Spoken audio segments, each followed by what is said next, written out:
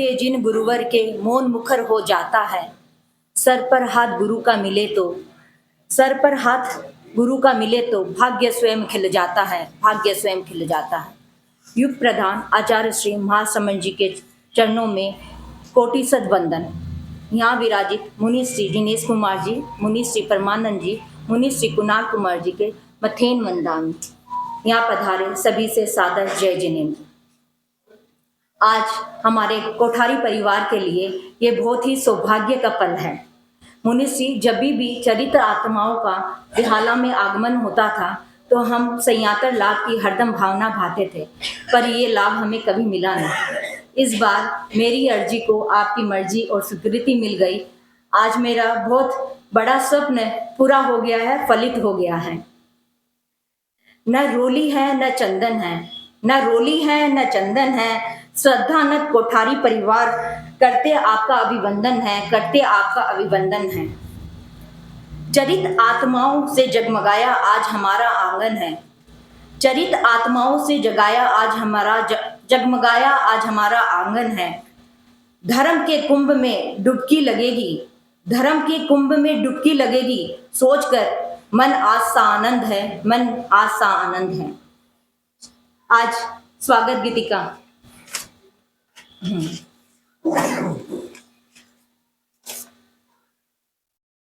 स्वागत री हो स्वागत री बेला में मंगलमय गीत गावा।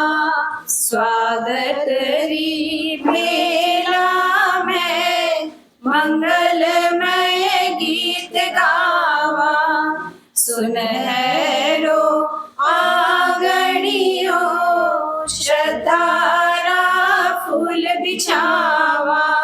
स्वागत री बेला में मंगलमय गीत गावा।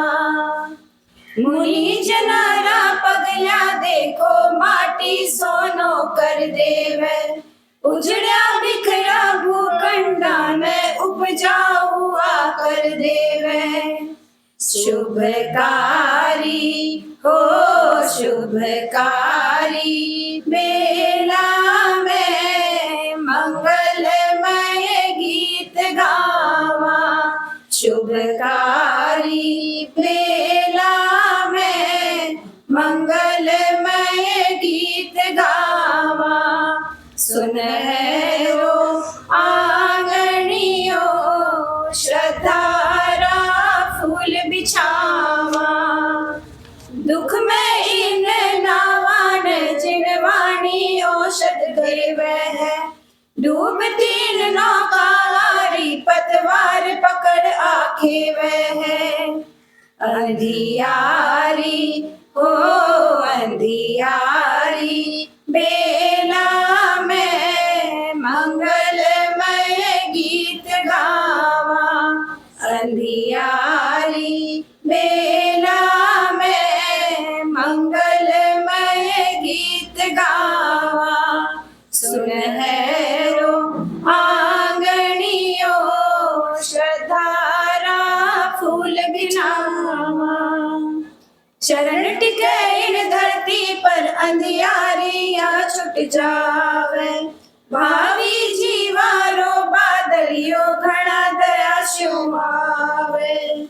मनहारी हो मनहारी बेला में मंगलमय गीत गावा।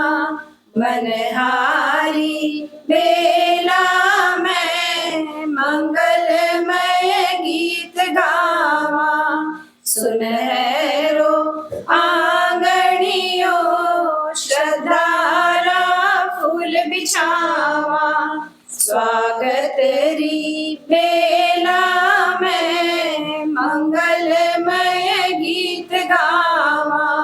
सुनहरो आंगनियो श्रद्धारा फूल बिछावा।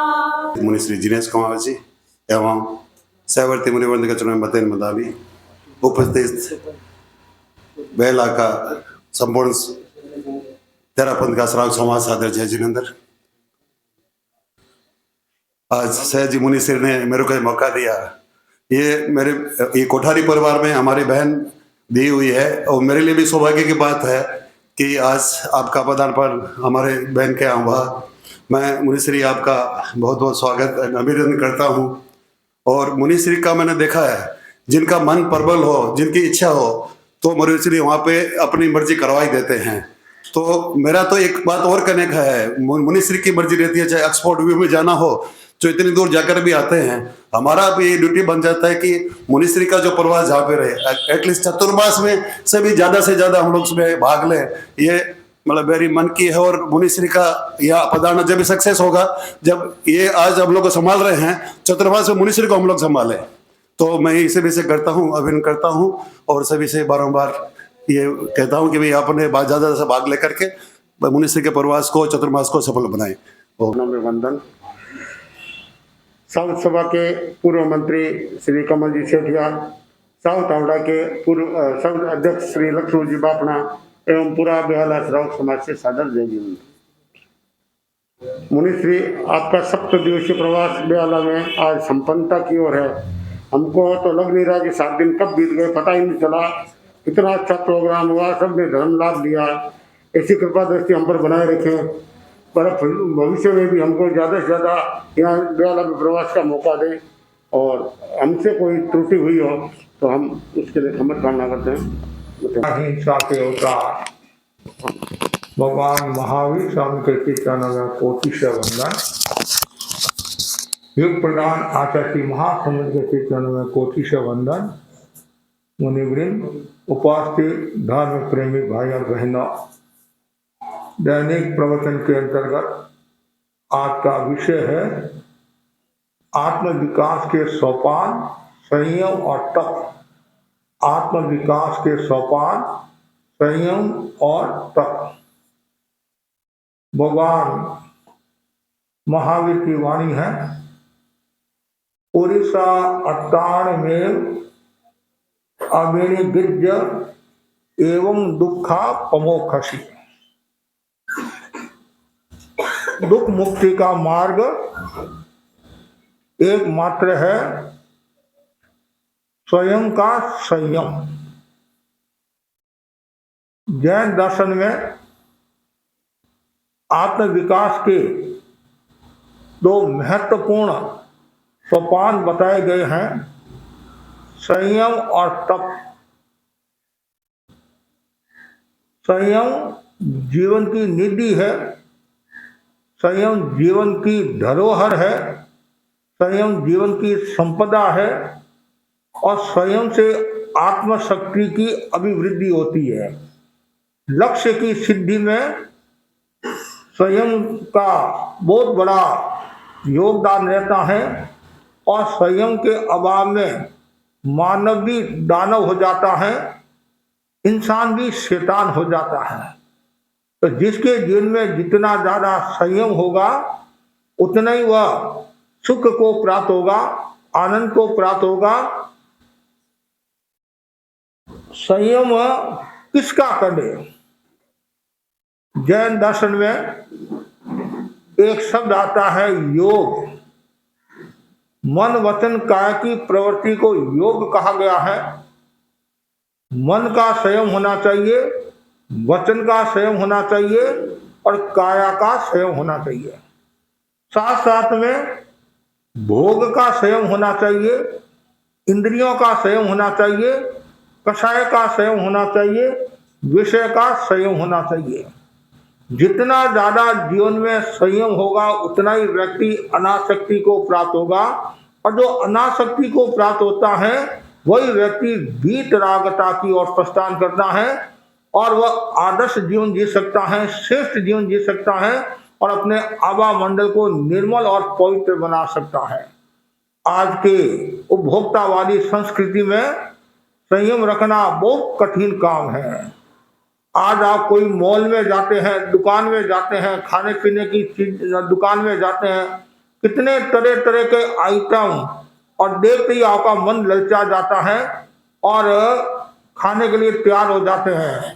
कभी कभी पेट मना करता है मत खा, और लाली बाई कहती है खा खा खा, तो फिर वो लाली बाई कितना कष्ट देती है, कितनी तकलीफ देती है। क्यों? मन में असंयम आ गया। ज्ञानी जन कहते हैं आपको सुखी रहना है, आत्म विकास करना है, तो भीतर से जो मांग उठती है, असत जो मांग उठती है, उस मांग को अस्वीकार करते रहो, अस्वीकार करते रहो, आपका बेड़ा पार हो जाएगा, आप शुद्ध हो जाओगे। आपने नाम सुना होगा श्रमणी कुसुम प्रज्ञा जी, उनके परिवार के पिताजी, संभवतः पिताजी होंगे नेमित चंद जी मोदी, राजेंद्र जी मोदी जो हमारे प्रेक्षा प्रशिक्षक है। तो नेमित चंद जी मोदी को कचौरी का बहुत शौक था, बहुत कचौरी खाते थे, कचौरी इतनी कचौरी खाते थे। एक दिन न जाने क्या मन में आया, उस समय 1 रुपया की 64 कचौरी मिलती थी। कितनी? 1 रुपया की। बहुत पुरानी बात है, नई बात नहीं, आज के युग की बात नहीं है। और उस दिन वो 64 कचौरी लेकर आए और खा रहे। आदमी कितना खाएगा? आज मुझे पूरी की पूरी खाना है। 5-10 खाते, उल्टियां करते, फिर खाते, उल्टियां करते, फिर खाते, उल्टियां करते, ऐसे करते करते आत्मगलानी हुई और सदा सदा के लिए उन्होंने छोड़ दी। तो कभी कभी ऐसी स्थितियां बनती हैं जब आदमी को ये बोध हो जाता है कि मैं असंयम का जीवन जीऊंगा तो मेरी आत्मा का नुकसान है, मुझे बोधि की प्राप्ति नहीं होगी, समाधि की प्राप्ति नहीं होगी और सुस्वास्थ्य की प्राप्ति नहीं होगी। जितना ज्यादा असंयम होगा उतना ही मन वचन काया पर प्रभाव पड़ेगा, नेगेटिव चिंतन बढ़ेगा और घर में कलह का वातावरण निर्मित होगा। इसलिए आवश्यकता है हमारे भीतर में संयम का विकास हो। संयम का मतलब है तद विरति संयम है, इंद्रिय और मन को वश में रखना। इंद्रिय और मन को जो वश में रखता है वही व्यक्ति संयम को प्राप्त होता है। आज के युग में संयम जरूरी है। जितनी ज्यादा संयम की शक्ति जागृत होगी उतना ही आपका कल्याण होगा। और संयम नहीं है तो पग पग पर विषाद है, पग पग पर दुख है और घर में जो कलह का वातावरण होता है उसका एक कारण असंयम है। वाणी का असंयम हुआ तो कलह हो गया, और खाने का असंयम हुआ तो भी कलह हो गया। कभी कभी भोजन को लेकर भी लड़ाई झगड़ा हो जाता है। तुमने आज नमक नहीं सही नहीं डाला, आज तुमने ये नहीं बनाया, आज भोजन ठंडा है, आज ये है वो है, और इतने में तो लड़ाई झगड़ा शुरू हो जाता। क्यों? असंयम। और हमारे कुछ ऐसे शौक भी है कि जैसा मिला उसी में संतुष्टि, कभी भी कोई प्रतिक्रिया नहीं करते। नमक है तो ठीक, नहीं है तो ठीक। और कुछ तो ऐसे एक बार जो भोजन आ गया भाड़ा में और फिर दूसरी बार मांगते ही नहीं है। बहुत बड़ी बात है संयम रखना। तो संयम से जीव क्या प्राप्त करता है? गौतम स्वामी ने भगवान महावीर से प्रश्न किया तो भगवान ने कहा संयम करने से जीव अनाश्रव को प्राप्त होता है, अर्थात वो संवर धर्म की साधना करने लग जाता है। आप जानते आश्रव कर्म बंधन का कारण है और संवर कर्म मुक्ति का कारण है। तो आश्रव का संयम करता है, मतलब आश्रव का वो निरोध करता है, आश्रव को रोकता है और संवर को प्राप्त होता है। संवर के मुख्य कितने भेद है? 5 मुख्य 5 भेद है। सम्यक्त संवर, व्रत संवर, अप्रमाद संवर, अकषाय संवर और अयोग संवर। बहुत बड़ी बात है। अयोग संवर तो बहुत ऊंची बात हो जाती है, लेकिन कम से कम जीवन में संयम होना चाहिए। और संयम का विकास कब होगा? तो जब आप व्रत की चेतना को अपनाओगे और त्याग करोगे तो आपके जीवन में संयम का विकास होगा। इसमें भी एक ध्यान में रखने की बात है, उपवास करना एक बात है, लेकिन अनासक्ति को छोड़ना और आसक्ति को छोड़ना दूसरी बात है। उपवास तो आप कर लेते हैं और फिर कोई चीज आपने देखी और आपका मन ललचा गया, काश आज उपवास नहीं करता अच्छा है, कल कर लेता, आज धारणा हो जाता ये माल मिल रहा है, माल मिल रहा, तो वो शेषमी लंघनम, वो खाली लंघन हुआ, उपवास नहीं है। उपवास का मतलब है आत्मा के निकट रहना। उपवसति इति उपवास है, आत्मा के निकट रहना, कषाय को छोड़ना, विषय वासना को छोड़ना बहुत बड़ी बात है। इसलिए हमेशा मन में भावना भाव मैं संयम का विकास करूं, और जो जितना ज्यादा संयम का विकास करेगा तो घर में भी शांति रहेगी और वहां लक्ष्मी सरस्वती दुर्गा का निवास होगा। और जहाँ संयम नहीं है तो कुछ भी नहीं है। प्रश्न पूछा गया कि मनुष्य जीवन की श्रेष्ठता का आधार क्या है? मनुष्य जीवन की श्रेष्ठता का आधार क्या है? एकमात्र आधार है संयम। मनुष्य जीवन में संयम है, इसलिए उसकी श्रेष्ठता कारण वो संयम के द्वारा कर्मों का क्षय करके मोक्ष को प्राप्त हो जाता है। देवता नारकी के जीव के जीवन में संयम नहीं होता, मतलब त्याग नहीं होता, क्यों नहीं होता है? त्याग 5वें गुणस्थान से प्रारंभ होता है और देवता में कितने गुणस्थान है? प्रथम 4 गुणस्थान है। उनके अप्रत्याखान कर्म का चतुष का उदय है, इसलिए वो त्याग नहीं कर सकते। इसलिए मनुष्य जीवन की श्रेष्ठता का आधार संयम है। और संयम का विकास कब होगा? जब आपकी विवेक चेतना जागृत होगी, तब संयम का विकास होगा। विवेक जाग गया तो संयम। विवेक नहीं होता है खाने में, पीने में, बोलने में, चलने में, उठने में, बैठने में और बोलने में तो समस्या आती है। एक छोटा सा उदाहरण है, माँ और बेटे के आपस में बहुत प्रेम था। माँ और बेटे के आपस में बहुत प्रेम था और आराम की जिंदगी जी रहे थे। एक दिन की बात है, बेटे ने कहा, माँ आज मैं स्कूल जल्दी जाऊंगा, 15 अगस्त का कार्यक्रम है और स्कूल से जल्दी वापस आ जाऊंगा और सुबह मैं नाश्ता नहीं करूंगा, तुम भोजन बनाकर तैयार रखना, भोजन बनाकर तैयार रखना। बेटा सुबह जल्दी चला गया, माँ ने भोजन बना दिया और माँ आवश्यक कार्य के लिए चली गई, पानी लेने के लिए चली गई कि अभी बेटा 9-10 बजे आएगा, उससे पहले मैं पानी लेकर आ जाऊंगी। पुराने समय में पानी दूर दूर से लाते थे, एक एक मील से लाते थे, 2-2 मील से पानी लाते थे। एक माथा में घड़ा रखते थे, एक इधर घड़ा, ऐसे मतलब कहना मतलब, और माथा में 2-2 घड़ा भी रख देते, कोई 2-2 घड़ा भी, कोई हाथ में ऐसे लेकर आते थे। तो वैसे वो माँ पानी लेने के लिए गई और बच्चा जल्दी आ गया। बच्चा जो समय दिया था उसे थोड़ा सा पहले आ गया और माँ घर में प्रवेश करने वाली है, माँ पानी लेकर घर में प्रवेश करने वाली है।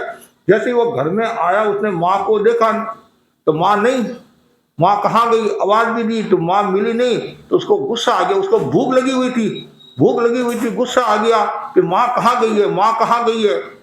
इतने में माँ पहुंच गई। जब उस समय बेटे को संयम रखना था, मौन रखना था, अनावश्यक नहीं बोलना था, आक्रोश में नहीं बोलना था। लेकिन जब आदमी को गुस्सा आता है उसमें कुछ नहीं दिखता है। तो बेटे को इतना गुस्सा आया, इतना तेज गुस्सा आया और वह बोला, कहाँ मरी थी? क्या बोला? कहाँ मरी थी? कितना आपस में प्रेम था, सौहार्द था। तो थोड़ा सा भी प्रतिकूल काम हुआ, भूख उसको सताने लगी कि कहाँ मरी थी।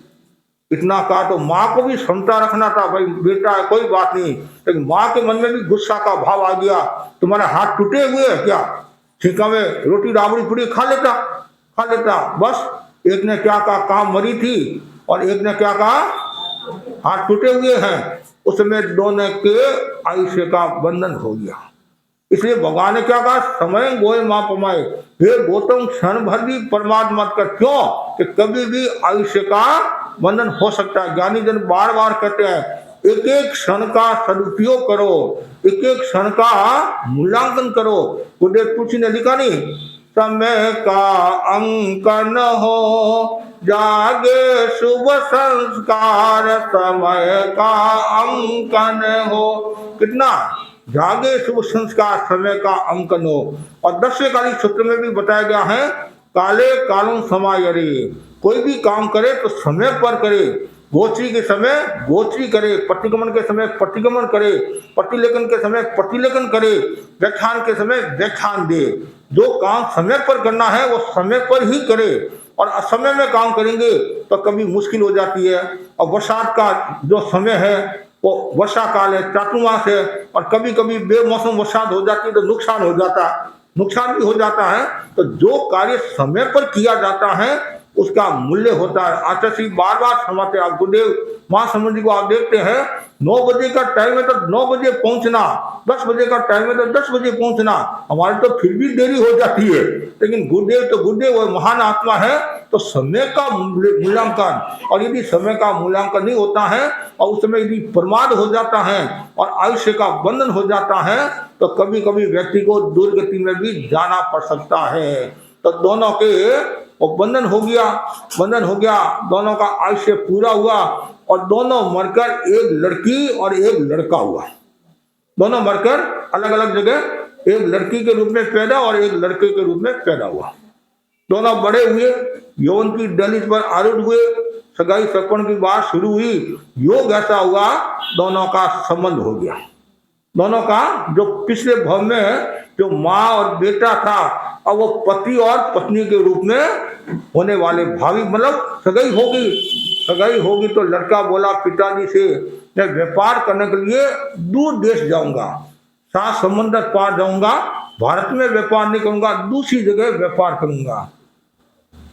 बाप ने कहा बेटा हमारे पास में इतना धन है, 7 पीढ़ी जितना धन है, तुम कुछ नहीं कमाएगा तो भी इतना ब्याज आता है, आराम की जिंदगी जिएगा। तुम मेरे एक ही लड़का है, तुम मेरे को छोड़कर मत जा। लेकिन कभी कभी क्या होता है, कोई बच्चा जिद्दी होता है या दोस्ती संगत का असर होता है, सब दोस्त जा रहे हैं तो वो भी साथ जाने के लिए तैयार हो जाता। कभी कभी ऐसे हो जाता है। बेटे ने खूब समझा, वो बोला मैं खुद का कमाया हुआ खाऊंगा, आपका कमाया हुआ नहीं खाऊंगा। और तो ज्यादा क्या कहे, खूब समझाया तो एक ही बेटा मत जा। लेकिन वो अपने दोस्तों के साथ वहां से रवाना हुआ। पुराने समय में जहाज, पानी का जो जहाज होता ना, उससे यात्रा होती थी। आजकल तो ऊपर से भी यात्रा हो जाती है और पानी से भी यात्रा हो जाती है। अब थोड़ी दूर आगे बढ़े, आया तूफान। परिणाम यह हुआ वो जहाज टूट गया। वो किनारे था ऐसे कि जहाज टूट गया, उनमें से प्राय सब मृत्यु को प्राप्त हो गए।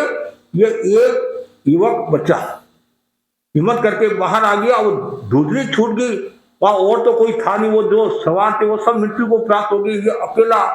इतने में क्या होता है, एक नौजवान कोई आता है। नौजवान आता है और वो पूछता है क्या बात है। जो युवक था, जो मतलब जहाज टूट गया वो बाहर निकला, उस युवक ने कहा भाई ये कौन सी नगरी है, ये नगरी कौन सी है। तो उस युवक ने कहा ये उज्जैनी नगरी है। कौन सी नगरी है, उज्जैनी नगरी है। वो बोला उज्जैनी नगरी में मेरा ससुराल है और मतलब मेरी सगाई वहां हुई है। तो आप जो नगर सेठ है उनको जाकर कह देना कि ऐसी ऐसी बात है, आपको जल्दी से जल्दी बुला रहे हैं और ऐसी नौबत आ गई है। तो युवक ने सक्रियता दिखाई, क्यों, हमारा नगर सेठ का जमाई है। तो फटाफट वहां से रवाना हुआ और सेठ को जाकर का ऐसी ऐसी स्थिति हो गई है। और सेठ 5-7 व्यक्तियों के साथ में वहां आता है। और अब जो वो लड़की थी उसके मन में भी आया, मैं भी मेरे पति से मिलूं। आज का जमाना तो दूसरा है। आज तो हमारे भाई इतने होशियार है, माँ बाप को टेंशन देते नहीं है, खुद ही सगाई कर लेते हैं, खुद ही सगाई कर लेते। ऐसा भी सुनने में आता है। माँ बाप है, उनका अलग मूल्य होता है, अलग मूल्य होता है। अब वो लड़की के मन में आया, पहले आज तो ऐसे मिल जाते हैं बात करने, पहले ऐसा होता नहीं था। तो उसने सोचा कि मैं भी मेरे पति से मिलूं। कैसे मिलूं, बाजार में से तो जा नहीं सकते, क्यों, लोग पूछेंगे भाई सच धज कर कहाँ जा रही है। तो एक ऊपर का रास्ता था, अलग अलग रास्ता नहीं, एक चोर का रास्ता भी होता ना, चोर का रास्ता है, अलग अलग रास्ता। एक ऊपर का रास्ता था, शॉर्ट रास्ता था कि मैं इधर से चली जाऊं। तो 5 सहेलियों के साथ में, वो भी पिताजी को नहीं बताया और किसी को बताया नहीं, 5 सहेलियों के साथ वो ऊपर के रास्ते से आ रही हैं। और इधर ये सेठ अपने साथियों के साथ आता है और आते क्या होता है, वो लड़का की लाश पड़ी है, वो मर गया। वो दूसरी जैसी छुट्टी हुई थी और वो लड़का मर गया। सेठ ने सोचा ये तो गजब हो गया, क्या करे, अब जो होना वो तो हो गया। अब लड़के को लेकर जाना, अब वहाँ गांव में तो जा नहीं जाता है, उज्जैनी नगरी में ही कहीं दाह संस्कार करना है। तो उन्होंने सोचा बीच में से नहीं जाना है और जो ऊपर का रास्ता है नहीं, उस रास्ते से जाना है, उस रास्ते से जाना है। तो ये सेठ लाश को लेकर इधर से जा रहा है। उधर वो जो 5 लड़कियां आ रही, एक लड़की के ज्यादा गहना पहना हुआ था, जिसकी जो सगाई हुई सेठ की लड़की है, और रास्ते में चोर मिल गया, डाकू मिल गया। और चोर डाकू ने कहा सब छोड़ो, सब निकालो, नहीं तो खत्म कर लेंगे। अब लड़कियां थी और तो कोई था नहीं, सब भयभीत होगी। और सबने वो गहना निकाल कर दे दिया। वो जो कंगन थे, कंगन ही बोलते नहीं, ऐसे मतलब यहाँ जो पहने हुए थे वो निकल नहीं रहे थे। अब चोरों ने सोचा और कोई आ जाएगा, तो उन्होंने क्या किया, दोनों ही हाथ काट दिए। वो लड़की के दोनों हाथ काट दिए और हाथ काटे और लड़की नीचे गिर पड़ी, बेहोश होगी, बेहोश की। अब लड़के ने सोचा क्या होगा, सेठ क्या कहेगा, सेठ क्या कहेगा, अब मुंह कैसे बताएंगे। इतने में क्या होता है, वो सेठ भी वो लाश को लेकर उसी रास्ते से जा रहा है, और जैसे ही सेठ को देखा वो लड़कियां ढूंढने लगी, अब क्या होगा, क्या होगा, क्या होगा। और सेठ का की लड़की है, और जैसे आकर देखते ये क्या, ये तो मेरी लड़की है, क्या हुआ, ऐसी ऐसी बात है। सेठ ने सोचा इधर तो जमाई गया और लड़की बेहाल हो गई। अब वो सब वहां लेकर आई घर पर, उसका दाह संस्कार किया, लड़की की चिकित्सा कराई, और कुछ समय के बाद में गांव में संत पधारते हैं, गांव में संत पधारते हैं, और सब लोग व्याख्यान सुनने के लिए जाते हैं। संत ज्ञानी थे, चार ज्ञान के धनी थे, और भी कई विद्याओं को जानकार थे। तो किसी सज्जन ने पूछ लिया कि शेर साहब का जमाई गुजर गया, लड़की का यह हाल है। तो शेर तो बहुत अच्छा बात है, क्या बात है, उस लड़के ने क्या कर्म किए, उस लड़की ने क्या कर्म किए जिनके कारण ऐसी स्थिति होगी। तो संत ने अपने ज्ञान से कहा कि पूर्व भाव में ये दोनों ही माँ और बेटा थे, पूर्व भाव में माँ और बेटा थे, कि जैसा बोले उनको वैसा फल मिल गया। दोनों आवेश में आगे, एक ने कहा काम मरी थी तो ये मर गया, एक ने कहा कहाँ तुम्हारे हाथ टूटे थे, ये हाथ टूटे हो गए। तो अब देखो एक वाणी के असंयम के कारण कितना नुकसान हो गया। उस समय भी वाणी का असंयम नहीं होता, आक्रोश में नहीं बोलते, गुस्से में नहीं बोलते, तो संभवतः ये नौबत आती नहीं आती। इसलिए कभी कभी ऐसी स्थिति बन जाती है, कोई कटुवचन कह देता है और कटुवचन इतना लग जाता है और आदमी मृत्यु को प्राप्त हो जाता है, आत्महत्या भी कर लेता है, ऐसा भी सुनने में आता है। इसलिए बार बार हम कहते हैं कि वाणी का संयम रखो। वाणी का कितना जीवा संभली जीवन संभला, और जीवा बिगड़ी जीवन बिगड़ा। जीव की भव्यता जीवन को संवारने वाली होती, मतलब जीव यदि आपकी अच्छी है तो जीवन आपका भव्य हो जाएगा, और जीव यदि अच्छी नहीं है, बोलने का तरीका अच्छा नहीं है, आक्रोश में बोलते हैं, गुस्से में बोलते हैं, तो कभी कभी समस्या हो जाती है। इसलिए वाणी का संयम जरूरी है, और जितना ज्यादा वाणी का संयम होगा उतना ही व्यक्ति आत्मा का विकास करेगा, चेतना का उद्धारण करेगा, चेतना को शुद्ध बनाएगा। दूसरा जो सूत्र बताया है तप, संयम के साथ तप, दोनों का योग है। जहाँ संयम तब कब होगा, जब आपके खाने का संयम होगा तभी तप होगा। ऐसे कैसे तप होगा, कुछ लोगों को खाने का बहुत शौक होता है, शौकीन होते हैं, ये खाऊं वो खाऊं, तो महाराज उपवास कर नहीं सकते हैं। एक भाई दिन में 40-27 बार चाय पीता, इतने हैं, और पेट है कि क्या है, ये कुआ है, मतलब है, लेकिन अब उनको शौक है। और एक भाई बोली कि महाराज मेरे को चाय की छूट दे दो, मैं मांस खमन कर लूंगी। ऐसे मांस खमन नहीं होता है, तो चाय आप छोड़ोगे तब ही मांस खमन हो सकता है। ठीक है, एकादना का मांस खमन हो जाएगा इस समय चाय पीकर, लेकिन उपवास का मांस खमन के लिए सब छोड़ना पड़ेगा। जब तक ये आसक्ति नहीं छूटती है तब तक संयम का विकास नहीं होता है। तो संयम के साथ यदि तप आ जाए तो सोने में सुहागा जैसी कहावत चरितार्थ होती है। तो तपस्या का भी बहुत बड़ा मूल्य है। और जिन शासन जो टिका हुआ है, जिन शासन के चार जो पाए बताए नहीं, मोक्ष के 4 पाए हैं, ज्ञान दर्शन चारित्र तप, उसमें एक महत्वपूर्ण तप कौन सा, महत्वपूर्ण अंग कौन सा है, वह है तप है। आज दूसरे समाज वाले कहते हैं और हम सब कुछ करने के लिए तैयार है, जैनों की तपस्या हमारे से नहीं होती है। ये जो बड़े बड़े फौजी है, सेना में है, वो भी कहते हैं कि हमारा ये रहस्य बता दो, 1-1 महीना कैसे भूखे रहते हो। यदि हमारे को ये आ जाए 1-1 महीना भूखा रहना, तो हमारी समस्या का समाधान हो जाएगा। लेकिन ये हर कोई व्यक्ति कर नहीं सकता है। हम तो सौभाग्यशाली हैं, विरासत में हमें ये तप मिला, विरासत में मिला है। हमारे बाप दादा तपस्या करते थे, भगवान ने कितनी तपस्या की है, और आज वो हमारे संस्कार है, और आगे से आगे तपस्या चलती रहती हैं। तो ये आत्म विकास के 2 सूत्र है, संयम और तप। और जितना ज्यादा जीवन में तप होगा उतना ही व्यक्ति आगे बढ़ेगा, और जितना ज्यादा संयम होगा उतना ही व्यक्ति विकसित होगा और आत्मा का विकास करेगा।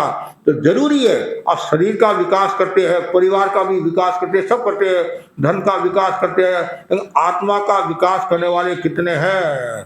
ज्यादातर तो भौतिकता में डूबे हुए हैं, पदार्थों में डूबे हुए हैं, विषय वासना में डूबे हुए हैं, कामनाओं में डूबे हुए हैं। लेकिन ज्ञानी जन कहते हैं आत्मा का सुधार करना है तो संयम का विकास करो। आज हम सुनते हैं विवाह शादी में कितने कितने आइटम होते हैं, कितने कितने। एक बाई आई महाराज मेरे कोई परिवार में शादी थी, 400 आइटम। कितने कितने 400 आइटम। कितना अनावश्यक खर्चा, फिजूल खर्ची। और साथ में और जो आज दूसरी विकृति पैदा हो रही है वो भी समाज के लिए घातक है। आज विवाह शादियों में काउंटर में यदि शराब परोसा जाता है, इससे ज्यादा और क्या घटिया बात होगी, और क्या घटिया बात होगी। ये समाज को सोचने की बात है, समाज को इस पर चिंतन करना चाहिए। हम जैन हैं, तेरापंथी हैं, और हमारे गुरुदेव बार बार फरमाते हैं कि भाई नशा से मुक्त रहो, मौन वे से दूर रहो, दुराचार से दूर रहो। ये सब कब होगा? जब आपके बीच में संयम का भाव होगा। कोई दूसरा कहने से नहीं, अपनी आत्मा, मैं तो आपको प्रेरणा दे सकता हूं, लेकिन जब भीतर की आत्मा जागृत होगी तभी यह हो सकता है। आज आप होटल में जाते हैं और नॉन वेज और वेज दोनों वहां होते हैं, और आप क्या कहते हैं, मैं तो वेज खाकर आया हूं। अंदर चम्मच वो एक ही है। आज जाकर देखते क्या उन नौकरों को क्या पड़ा है, और आप खाकर आ गए। तो ये फिर वहां प्रश्न चिन्ह होता है। और कभी विवाह शादियों में आप मुर्गी के आकार की मिठाई बनाते हैं, मयूर के आकार की मिठाई बनाते हैं, फिर उसको आप तोड़ते आज है। तो कभी कभी वैसा भाव, हिंसा का भाव आ सकता है, असंयम का भाव आ सकता है। इसलिए फिजूल खर्ची से, आडंबर से बचना चाहिए, प्रदर्शन से बचना चाहिए। और आप सब ये करते हैं तो दूसरों पर दुष्प्रभाव पड़ता है, और कभी कभी ज्यादा करते हैं तो इनकम टैक्स का छापा और पड़ जाता है, और कभी कभी तो ऐसी समस्या आ जाती है, रोटी खाना भी मुश्किल हो जाता है, और बहुत नुकसान भी हो जाता है। तो आदमी को सावधानी रखनी चाहिए, संयम का विकास करना चाहिए। राजस्थानी कहावत है, क्यों तो अंधा ने नूते दो जिमावे, कहते नहीं। आप अंधे व्यक्ति को निमंत्रण देंगे तो साथ में एक व्यक्ति और आएगा, तो क्यों तो आप ये इतना कर्म करो, असत कर्म करो, फिर आपको जेल में जाना पड़े या छापा पड़े। इनसे आप संयम का जीवन जियो। ठीक, आप संसारी जीव हो, आपको आवश्यकता रहती है, लेकिन ऐसी आवश्यकता भी किस काम की जो आपको नुकसान पहुंचाने वाली हो, स्वच्छंदता की ओर ले जाने वाली हो, और उदंडता बढ़ाने वाली हो, उच्छृंखलता बढ़ाने वाली हो। आवश्यकता में भी जितनी कमी कर सकते उतनी कमी करनी चाहिए। हिंसा का जितना अल्पीकरण होगा, अहिंसा का जितना विकास होगा, उतना ही संयम का विकास होगा। भगवान ने कितना सुंदर कहा है, धम्मो मंगल मुक्तितम अहिंसा संयमो तो देवावीतम नमन्ति जस धम्मे श्यामणो। धर्म उत्कृष्ट मंगल है, अहिंसा संयम तब धर्म के लक्षण है। और जिनका मन धर्म में रमा रहता है उसे देवता भी नमस्कार करते हैं। आप यदि प्रदर्शन रहित जीवन जीते हैं, आडंबर रहित जीवन जीते हैं, तो आपका मूल्य बढ़ेगा। एक भाई ने मुझे बताया, मैं सब जगह देने के लिए तैयार हूँ, मतलब सत प्रवृत्ति के लिए, तो मेरा कहीं नाम नहीं आना चाहिए। कितनी गहरी बात। और आज तो क्या होता है, ऐसे तो हजारों में कोई 2-4 होंगे मेरा नाम, और आज तो यह 1 रुपया देता है और 10 रुपया वसूल करने की कोशिश करता है। तो चारों ओर मेरा नाम होना चाहिए, पर्दे में नाम होना चाहिए, बैनर में नाम होना चाहिए, और सब जगह मेरी प्रशंसा होनी चाहिए कि ये जबरू शाह है, भामाशाह बोलते हैं, भामाशाह है। अरे भामाशाह किसको बोलते हैं? आपने 100 रुपया दिया और भामाशाह की श्रेणी में आ गए। ऐसे तो ये तो एक प्रदर्शन हो गया, सौदेबाजी वाला काम हो गया। लेकिन वास्तव में जो दान देता है निष्काम भाव से, निस्वार्थ भाव से, विसर्जन की दृष्टि से जो दान देता है, ये उसका अलग मूल्य होता है। तो दान का में भी बहुत बड़ा सुपात्र दान का बहुत बड़ा मूल्य होता है। संयति दान, ज्ञान दान, अभय दान। लेकिन आप संसारी जीव एक दूसरे को आदान प्रदान करते, एक दूसरे का सेवा करते हो, लेकिन जितना नाम का भाव कम होगा और आप अपने कर्तव्य के प्रति जागरूक रहेंगे तो उसका एक अलग मूल्य होता है। और नहीं तो कभी कभी क्या है, आपने किसी की सहायता की और आपने बता दिया मैंने इसकी सहायता की है, और वो घूम फिर कर वापिस उसके पास बात गई कि मेरे को कहा है कि मैंने इनकी सहायता की है, तो उसको कितना धक्का लगता है, कितनी पीड़ा होती है। हमारी समाज संस्थाएं बहुत सावधानी रखती है, किसी की कोई आवश्यकता होती है, समाज की काम आएगा, दूसरा कौन काम आएगा। लेकिन समाज जो है उसको ये सब बातें सीक्रेट रखनी चाहिए। क्यों? कभी किसी को धक्का नहीं लगे, उसको तकलीफ नहीं होनी चाहिए। तो ये बहुत सावधानी रखना। तो कुल मिलाकर इतना ही कहना चाहता हूँ, ज़्यादा से ज़्यादा भाई बहन संयम और तप का विकास करें, इससे आपकी आत्मा शुद्ध होगी, निर्मल होगी। तो आत्म विकास के 2 सोपान है, संयम और तप, मतलब तप का मतलब हो गया इच्छा निरोधस तप। तो इच्छा का निरोध करता है वह तप है। तप करना भी कठिन काम है। हमारे सामने मीनाबाई बैठे हैं जिनके वशी तप की साधना चल रही है, और पहले भी इन्होंने मास खमन किया ऐसा बताया गया है। मास खमन किया नहीं, पहले वशी तो हाँ नहीं, मास खमन किया नहीं, हाँ वो मास खमन किया है, बहुत अच्छी बात है। मास खमन भी किया और वशी तप करी है। इनके प्रति भी आध्यात्मिक मंगल कामना और खूब धर्म शासन की प्रभावना करो, इसी आशा के साथ ओम अरहम। आज हम तेजकंदी पंकजी कोठारी के यहाँ आए हैं, और जो तेरापन महिला मंडल की अध्यक्षा वीणा बाई है और मंत्री महिमा बाई है। महिमा बाई की भावना थी कि आप हमारे घर पधारो, कृपा कराओ। और मैंने कहा ठीक है, 4 माला है, कोई बात नहीं। इनकी भावना थी और इनकी भावना अर्जी पर हमने मर्जी की, और आज हम इनके घर पर आ गए। इनकी भावना सफल हो गई और व्याख्यान भी हो गया और दूसरे लोग भी आ गए, और आज हमारे लक्ष्मीपति भी आ गए। तो दक्षिण हावड़ा हमने वहाँ चातुर्मास किया, गुरुदेव की कृपा से अच्छी शासन की प्रभावना हुई। और कमल जी भी आ गए जो हमारे पूर्वांचल के उपाध्यक्ष है, और एक के यहाँ चातुर्मास किया और एक के बाद चातुर्मास करने के लिए जा रहे हैं। तो ये इनकी भांजी है और एक की बहन है। तो और वो भाई भी आया है, क्या नाम उसका, श्री मुकेश और कमल जी के घर से सब आए हैं। सबके प्रति खूब आध्यात्मिक मंगल कामना। तेजकंदी पंकज और पंकज का लड़का नहीं, वो मंगल कामना। और हम जो परिवार रहते हैं सबके प्रति खूब आध्यात्मिक मंगल कामना। और हमारे जो उपाध्यक्ष कमल जी है, कहाँ 2 मिनट कमल जी, भांजी। गुरुवर के चरणों में भावभरी वंदना। आचार्य श्री महाशरवन जी के सुशिष्य श्री जिनेश कुमार जी, श्री मुनि श्री पनवनंद जी, मुनि श्री कुणाल कुमार जी के भावभरी वंदना। मुनि श्री जी ने पिछले 1 सप्ताह से पूरा बेहला में अपना प्रवास किया, और बेहला जैन सितंबर संभव ने अच्छी व्यवस्था करते हुए आज यहाँ हमारे साजी श्री तेजकरण जी कोठारी भांजी जो आई श्री पंकज जी और महिमा जी के यहाँ पधारे। ये इनका बहुत बड़ा सौभाग्य है कि आज मुनि श्री जी का उनको उन्होंने 1 दिन का प्रवास मिला, और अच्छा ही आज यहाँ प्रवास में भी अच्छी व्यवस्था है। और पिछला चतुर्मास मुनि श्री जी ने हावड़ा में किया था और सफल चतुर्मास हुआ।